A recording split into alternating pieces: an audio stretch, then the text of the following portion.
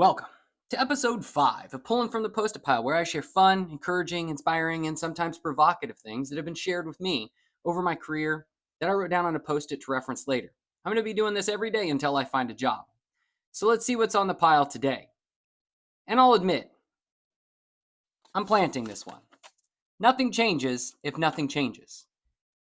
I live my life by this one.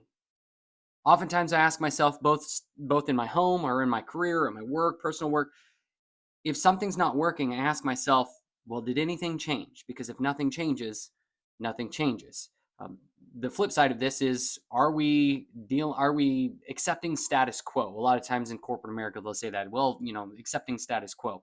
You have to be willing to break the machine. You have to be willing to throw a wrench in it and say, okay, we're going to deal with the cost and the pains of breaking this process or this machine in order to find new ways to optimize.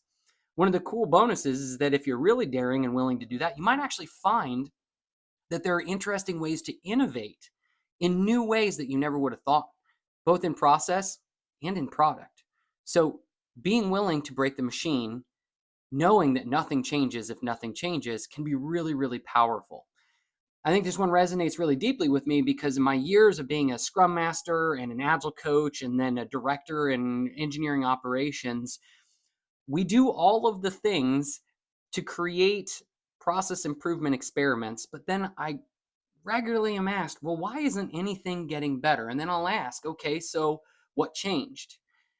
And then I usually am stuck with blank looks and maybe some references back to notes, in which case, hey, during the retrospective, we decided we wanted to change this about the process. During the project postmortem, we recognized that if we did this too late, it causes problems downstream in release and delivery.